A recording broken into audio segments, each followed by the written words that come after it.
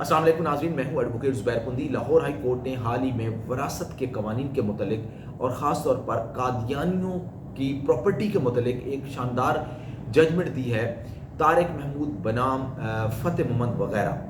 اس case میں Lahore high court نے یہ ہولڈ فرمایا ہے کہ کوئی بھی قادیانی اپنے مسلمان آباء و اجداد کی وراثت کا حقدار نہیں ہو سکتا، یا کسی مسلمان رشتہ دار یا فادر کی جائیداد کا وراثت میں حصہ نہیں لے سکتا۔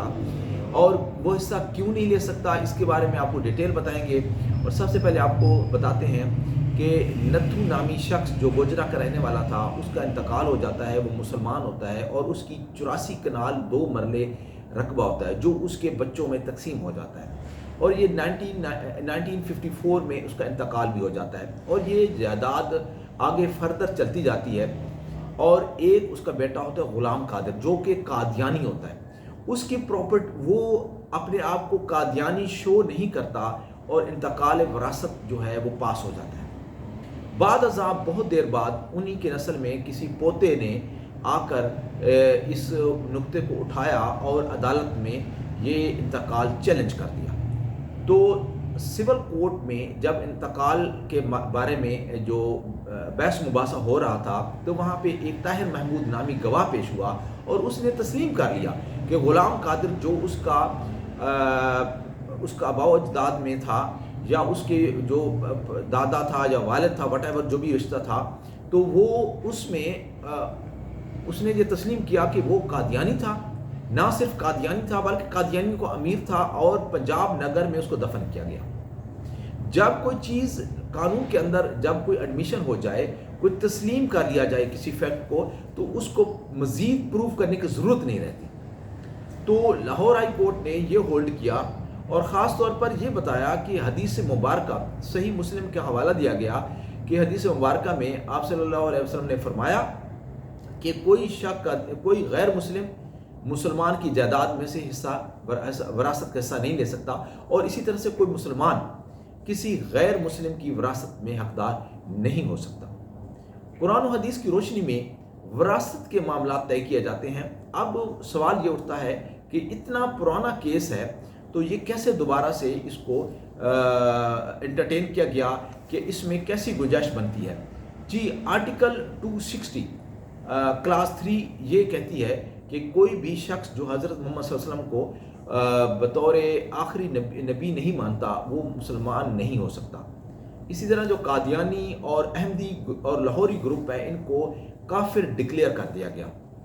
تو اسی پوائنٹ سے جو آئین پاکستان ہے، اس کا ریٹروسپیکٹو ایفیکٹ بھی ہے، یعنی کہ آپ پیچھے بھی معاملات کو اس کی روشنی میں دیکھ سکتے ہیں۔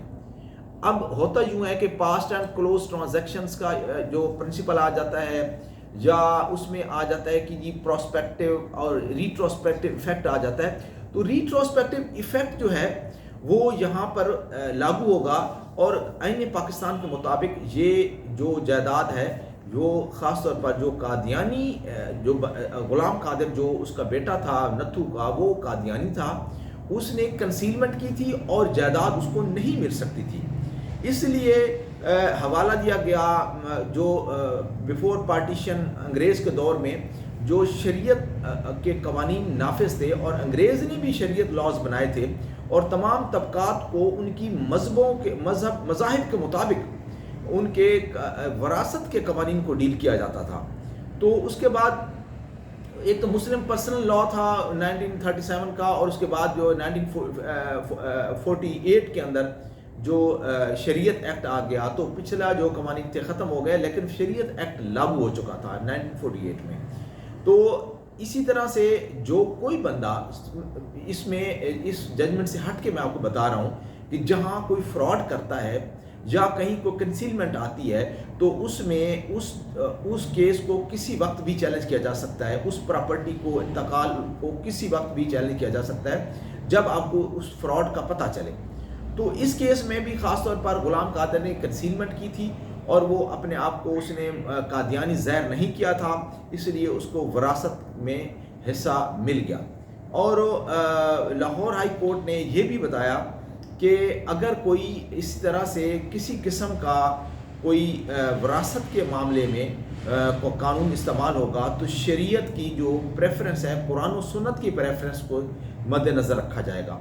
آئین پاکستان میں بڑے واضح طور پر یہ بتایا گیا ہے کہ قرآن اور شریعت کے اگینسٹ پاکستان کے اندر کوئی قانون بن ہی نہیں سکتا۔